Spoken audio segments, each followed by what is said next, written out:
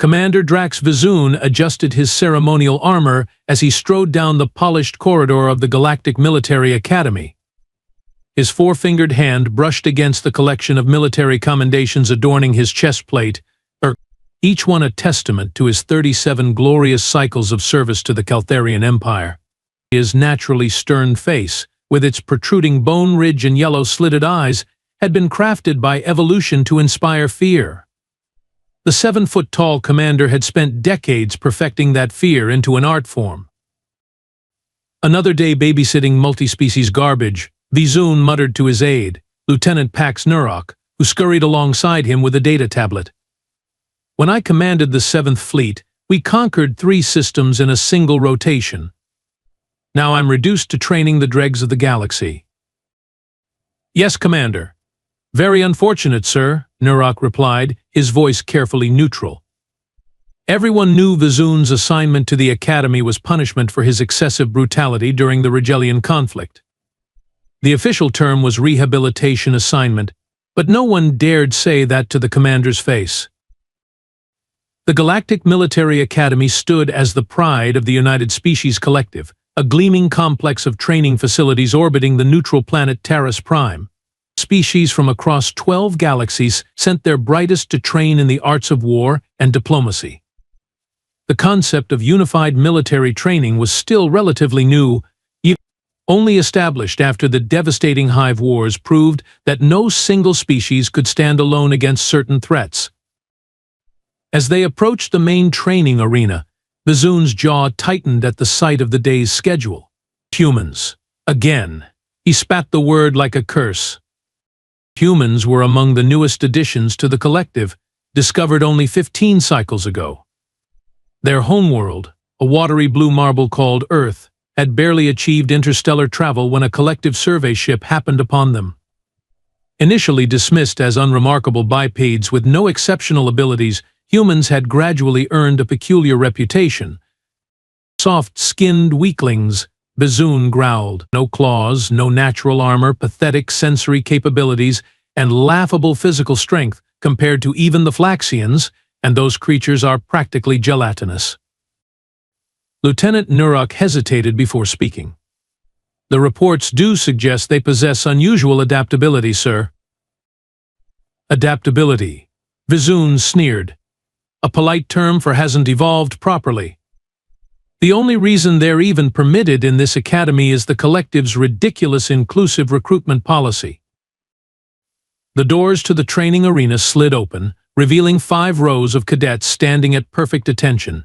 40 young representatives from 17 species, all wearing the standard gray training uniforms of academy initiates.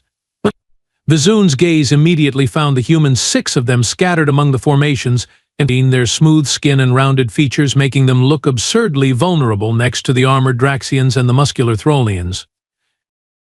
Look at them, Nurok, he said, not bothering to lower his voice as he entered the arena. Those humans think they belong here, that they could ever stand in battle alongside real warriors. It's almost amusing. The human cadets maintained their disciplined posture, eyes forward, expressions blank. But Commander Vizoon could have sworn he saw something flicker across their faces, not fear or intimidation as he expected, but something else. Something that, had he been more attentive to detail, might have given him pause. Was it amusement? Cadet Maya Lockhart stood in the 3rd row, position 4, breathing steadily as Commander Vizoon paced before the assembled trainees. At 24 years old, the former Chicago police officer had scored in the 98th percentile on the Academy's reflex testing, a fact conveniently omitted from her public file at the request of Earth's military intelligence. Today's exercise is simple, Vizoon announced, his voice echoing through the training arena. Threat assessment and neutralization in variable gravity conditions. The arena will shift between 0.5 and 2.5 standard gravities without warning. You will be evaluated on your adaptation speed and tactical decision-making. Maya mentally reviewed the training protocols.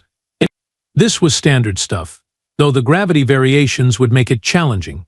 Humans actually had an advantage here. Earth's relatively high gravity meant they could function better in the heavier settings than some of the other species. Computer, initialize training scenario Vizoon Delta 9, the commander barked. The arena hummed to life. Holographic barriers rose from the floor, creating a complex maze. Target drones materialized at various points, their threat indicators glowing different colors to denote priority levels. Begin, Vizoon shouted. The cadets dispersed, moving through the maze with practiced coordination.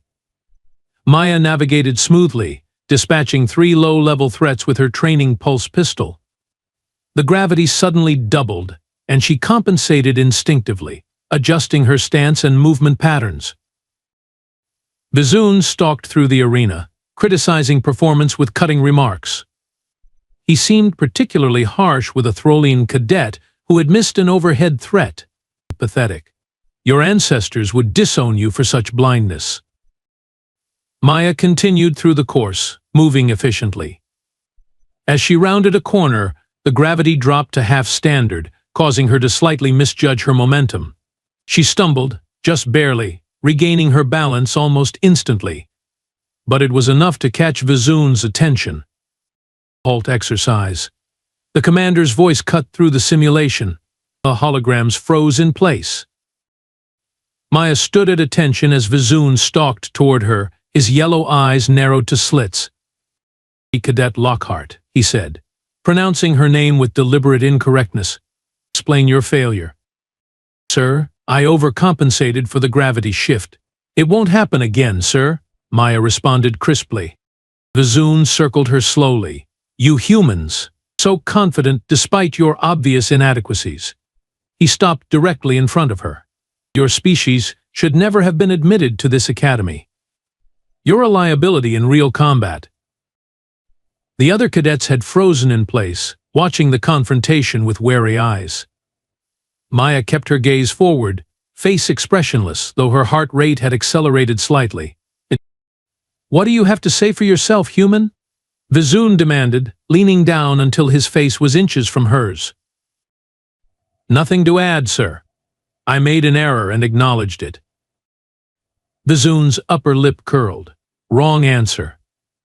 The correct response is to recognize your species' limitations and request transfer to non-combat divisions where your kind belongs. Maya remained silent. The tension in the room thickened. Your arrogance offends me, cadet, Vizoon growled. Without warning, his hand lashed out, striking Maya across the face with enough force to snap her head to the side. The sound of the slap echoed through the suddenly silent arena. Even the most hardened cadets flinched. Physical discipline was strictly forbidden under Academy regulations. More importantly, what Vizoon didn't know what most species didn't know was that among humans, striking another without consent was one of the gravest possible insults. For a long moment, no one moved. The Ilarian cadet beside Maya had backed away several paces. The Draxian in the front row had lowered his head, a gesture of discomfort in his culture. Lieutenant Nurok stood frozen, data tablet clutched to his chest, his scaled skin paling to a sickly green. Maya slowly turned her face back to Vizoon. A small trickle of blood ran from the corner of her mouth. The commander stared down at her, still radiating contempt, utterly unaware of the line he had just crossed. Let that be a lesson in humility, Vizoon said, his voice carrying in the silent room. Perhaps pain will teach you what words cannot. Maya's eyes, previously blank with military discipline, changed subtly. Something cold and dangerous flickered in their depths as she replied in a voice so quiet only Vizoon could hear her. Lesson received, Commander. Would you like to see what I've learned?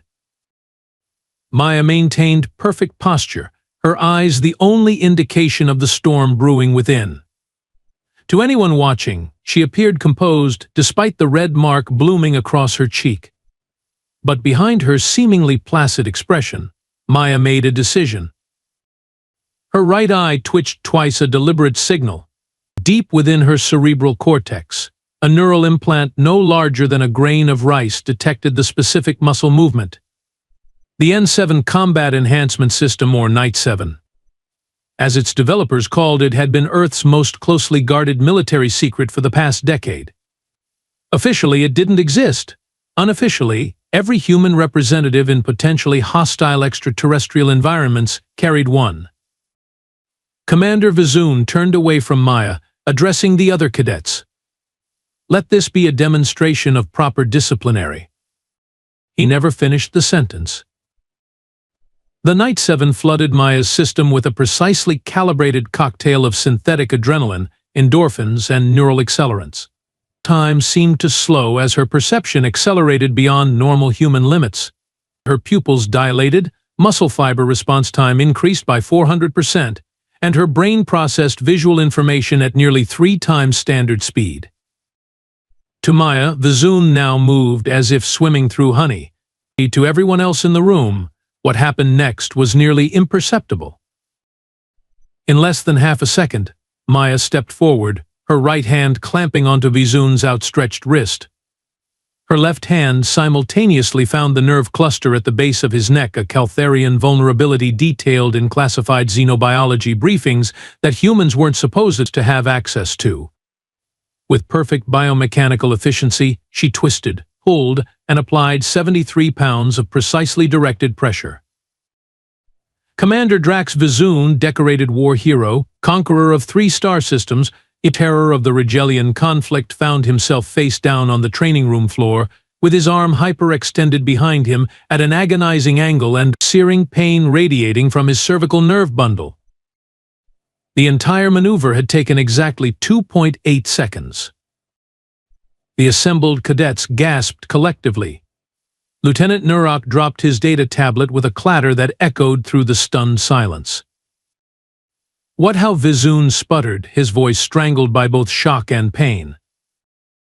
Maya kept the pressure steady, her voice remarkably conversational.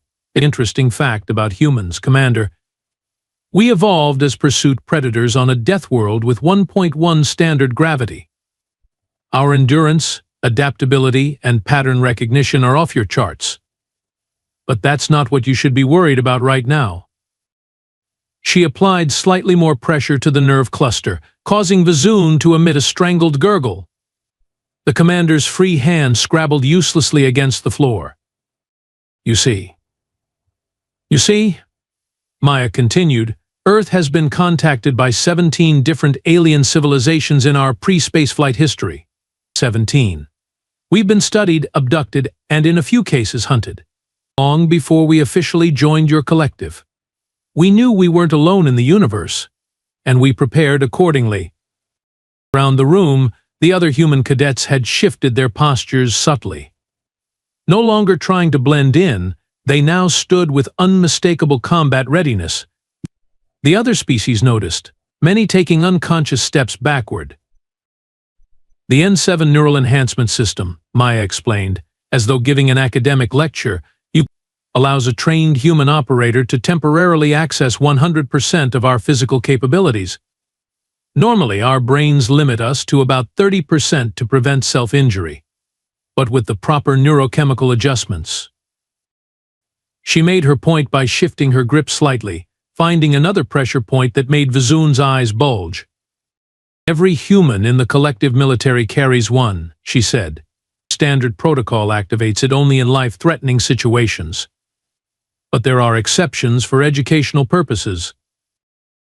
Lieutenant Nurok had recovered enough presence of mind to reach for his communicator, and security to Training Arena 7. Emergency. Maya glanced at him, still maintaining her hold on the commander. I wouldn't bother, Lieutenant.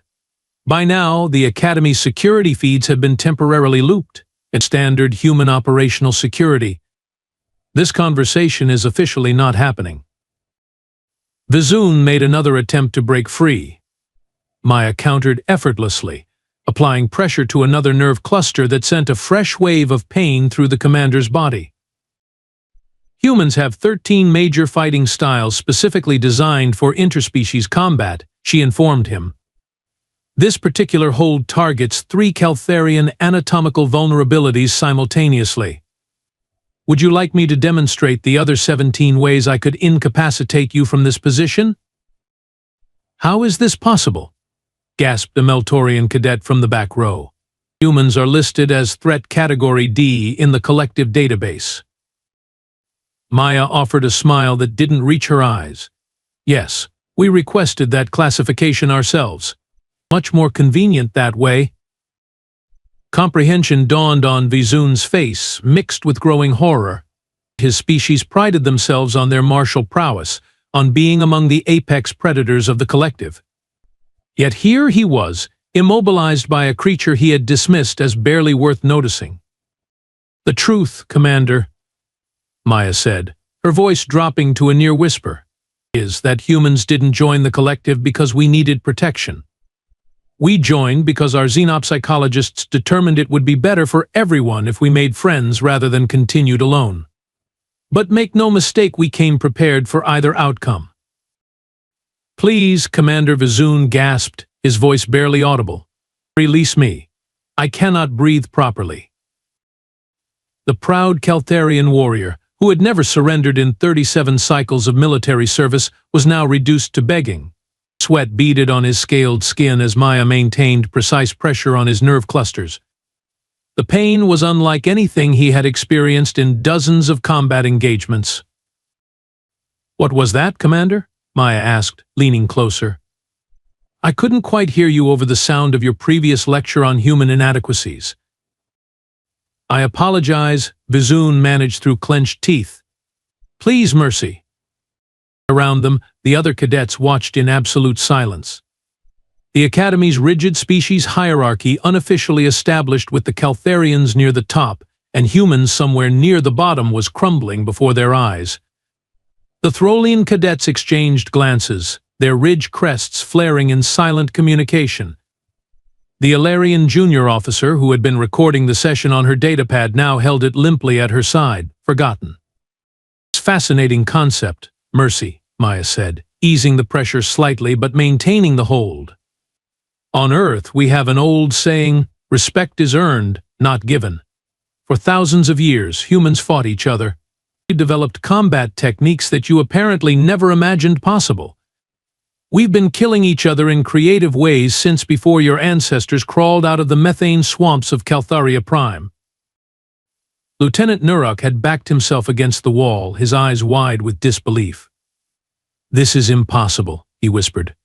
"The human baseline assessments were exactly what we wanted you to see," interrupted Cadet Thomas Reeves, another human trainee, speaking for the first time. "Did you really think we'd show our full capabilities during your standardized testing?" Maya maintained her hold but shifted to allow Vizun to breathe more comfortably. "Let me tell you a story, Commander.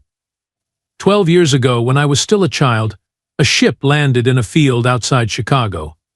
It wasn't one of yours. They called themselves the Vex. They came to hunt. For sport." Her mind flashed back momentarily to the scenes that had defined her youth, the global panic as aliens made first contact in the most horrific way possible. 7 days of terror as the Vex hunted humans through the streets of major cities. And then, the turning point. "The Vex made a critical error," she continued. "They assumed technology equaled evolutionary superiority. They didn't expect resistance. Within 3 days, human special forces had captured one of their hunters alive. Within 5 days, we understood their weapon systems. By day 7, the last Vex ship was destroyed trying to leave Earth's atmosphere." Vizun's eyes widened at this revelation, a first contact scenario utterly absent from collective records. "After the Vex, Earth's governments created the Xenological Defense Initiative. The neural enhancers were just the beginning," Maya said. "Every human who leaves Earth carries one, along with other modifications we don't advertise. We approached the collective peacefully because our leaders determined cooperation was preferable to conflict, not because we needed your protection."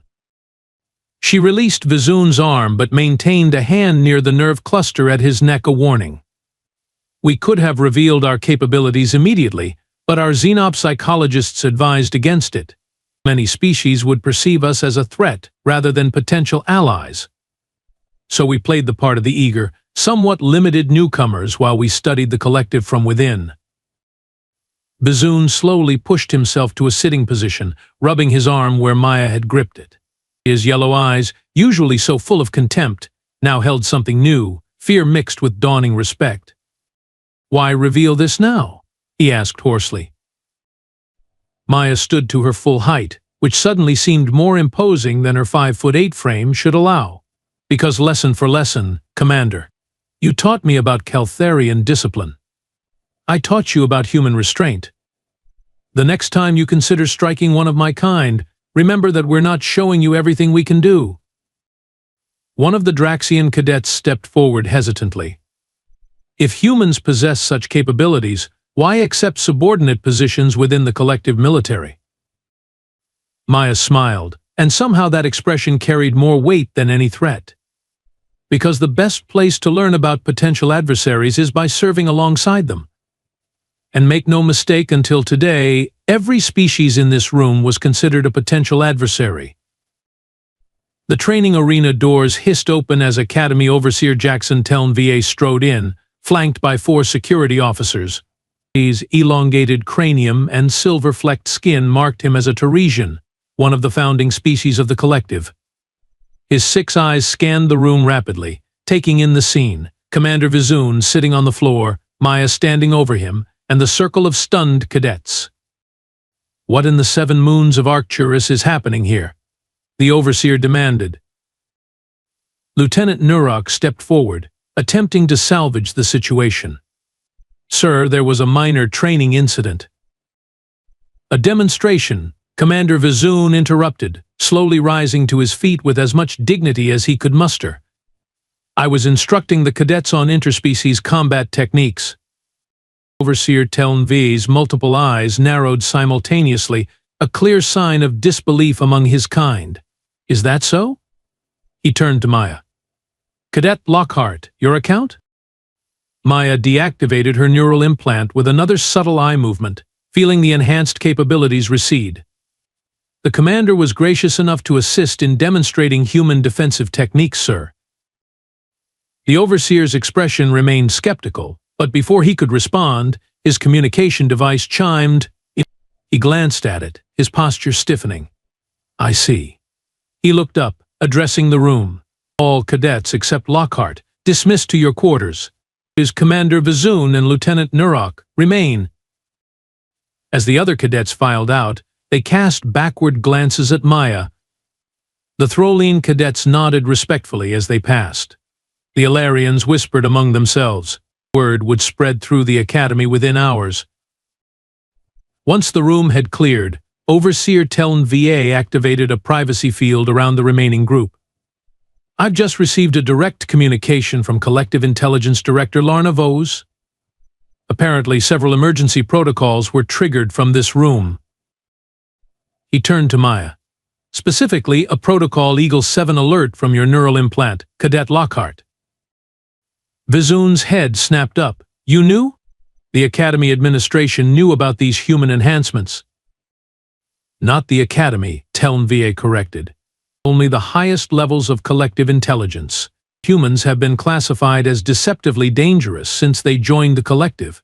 Their apparent technological disadvantage masks other capabilities." He activated a holographic display from his wrist device. A classified file appeared, showing humans categorized under threat assessment code Omega D3. Omega denoting potential species-wide military significance, Lieutenant Nurok read aloud, his voice faltering. D3 indicating deliberately downplayed capabilities with high strategic value. Director Voas has ordered this incident contained, the Overseer continued. The security feeds have been purged. As far as official records are concerned, this training session proceeded normally. Commander Vizoon straightened his uniform, his composure returning even as his pride remained bruised. Why maintain this charade? If humans possess such capabilities, why hide them? Because, Maya answered, most species react poorly to perceived threats. We joined the collective to build alliances, not inspire fear. Our leadership decided a gradual integration would be more successful than appearing as a potential military rival. Overseer Teln VA nodded. A decision supported by the collective council. Only 8 individuals outside Earth knew the full extent of human capabilities. Until today. Now 9, Bazoon said quietly. 10, counting Nurok. 11, counting myself, came a new voice from the doorway. A tall, elegant Selenian with crystalline skin entered the privacy field. Ambassador Thalia Brightstar, Earth's representative to the collective, moved with liquid grace as she approached the group. Ambassador Teln VA acknowledged with a respectful tilt of his head. I wasn't informed you were on station. I wasn't, she replied. Emergency teleport from the diplomatic hub. Quite uncomfortable, really. She turned to Maya. Cadet Lockhart, you've created quite the situation. Maya stood at attention. My apologies, Ambassador. The commander's actions triggered my defensive protocols. Brightstar studied Bazoon, who had the decency to look uncomfortable under her gaze. I understand there was a physical altercation initiated by an academy instructor. Bazoon drew himself up. I take full responsibility for my actions, Ambassador. I misjudged both the cadet and her species. A common error, Commander, though rarely demonstrated so dramatically. The ambassador turned back to Maya. As for you, Cadet, while your response was justified under our protocols, the revelation of classified capabilities creates complications. What happens now? Lieutenant Nurok asked. Ambassador Brightstar smiled. Now we adapt. The truth about humans was always going to emerge eventually. We merely accelerate certain diplomatic initiatives. And within the Academy, she gestured to Overseer Teln VA. Within the Academy, he continued, we will implement the contingency protocols. Human cadets will no longer be restricted to standard training regimens. Commander Bazoon will oversee an advanced combat course incorporating human techniques. Bazoon blinked in surprise. I will? Consider it both punishment and opportunity, Commander, the ambassador said. You have witnessed human combat capabilities firsthand and lived to analyze them. Your experience makes you uniquely qualified. As the officials continued discussing logistics, word of what had transpired spread through the Academy despite the official silence. By evening, the mess hall buzzed with whispered conversations. Being cadets from species that had previously ignored humans now sought their tables. Training partners who had held back against human opponents suddenly found reasons to miss scheduled sessions. And Maya Lockhart, who had wanted nothing more than to blend in and complete her training, found herself the reluctant center of attention, a living legend in an institution that had just discovered the folktales were true. Commander Drax Bazoon observed from the elevated platform as Cadet Maya Lockhart led the mixed-species tactical team through the simulation. 1 month had transformed both the Academy and his understanding of the galaxy. Adjust your formation, Maya called to the Draxian cadet on point. Remember that Hive Queens target the apparent leader first. Conceal your command structure. The cadets responded instantly, shifting into the human-developed chameleon formation that disguised unit hierarchy. Bazoon nodded approvingly. He had come to appreciate the elegant brutality of human combat doctrines, pragmatic, adaptable, and deceptively simple. Simulation complete, announced the Academy computer, 93% survival probability. New record for Scenario Theta 9. As the cadets celebrated, Bazoon descended to the training floor. Well done, Instructor Lockhart. Maya turned, surprise briefly crossing her features at the new title. Her recent battlefield promotion to training instructor at Bazoon's own recommendation still felt strange. Thank you, Commander. The team is progressing faster than anticipated. Walk with me, Bazoon said, gesturing toward the exit. They strolled through the Academy corridors, a sight that no longer drew stares. The initial shock of seeing the notorious commander in regular conversation with a human had faded into acceptance of the new reality. "I've submitted your tactical analysis to Collective High Command," Vizun said. They were impressed by the human approach to the HFY defensive problem. Maya smiled. The solution was hardly revolutionary. Sometimes the simplest answer is to go through the front door with overwhelming force. Precisely what 17 collective strategists failed to consider, Vizun replied. They were so focused on finding the elegant solution that they missed the effective one. They reached the observation deck, a transparent dome offering a panoramic view of the stars. The Academy station orbited lazily above Terrace Prime, its night side glittering with city lights. "The Collective War College has requested human instructors," Vizun said after a moment. 3 positions in strategic operations, 5 in adaptive tactics. I recommended you for the Special Operations Division. Maya raised an eyebrow. That's a significant shift from last month when you were questioning whether humans belonged here at all. Vizun made the Caltharian gesture of acknowledgement, a palm pressed flat against his chest plate. I have advocated for 8 human officers to be added to the Collective Defense Council. Admiral Krex accused me of becoming a human sympathizer. His mouth twisted in what Maya had learned was a Caltharian smile. He shut up quickly when I offered to demonstrate the efficiency of human combat techniques on him personally. They watched as a collective cruiser glided past the station, its propulsion system leaving a faint blue trail against the starfield. The galaxy is adjusting, Maya observed, slower in some quadrants than others. The Throlian hegemony has already upgraded humans to priority diplomatic engagement status, Vizun confirmed. The Meltorians have requested a mutual defense treaty with Earth. Even the Rigelians have withdrawn their objections to human colony expansion in the Cygnus Arm. Fear is a powerful motivator. Respect is stronger, Vizun countered. The Collective doesn't fear humans, Lockhart. We respect your potential. You've accomplished in centuries what took other species millennia. Maya watched the distant stars, thinking of home. The neural enhancers were our first major breakthrough in human augmentation technology. Primitive by our current standards. Primitive? Vizun's head ridge flared in surprise. They allow reaction times that outmatch our best combat drones. Maya's lips curved into a cryptic smile. Let's just say Earth's technology revelation schedule has been accelerated by recent events. Ambassador Brightstar will be making an announcement next week regarding something called Phantom Protocol. Should I be concerned? That depends, Maya replied, on whether you're standing with us or against us when it's activated. She turned from the viewport, leaving Vizun momentarily speechless. As she reached the doorway, she paused. Humans have a saying, Commander, the best place to hide a tree is in a forest. Meaning? Meaning?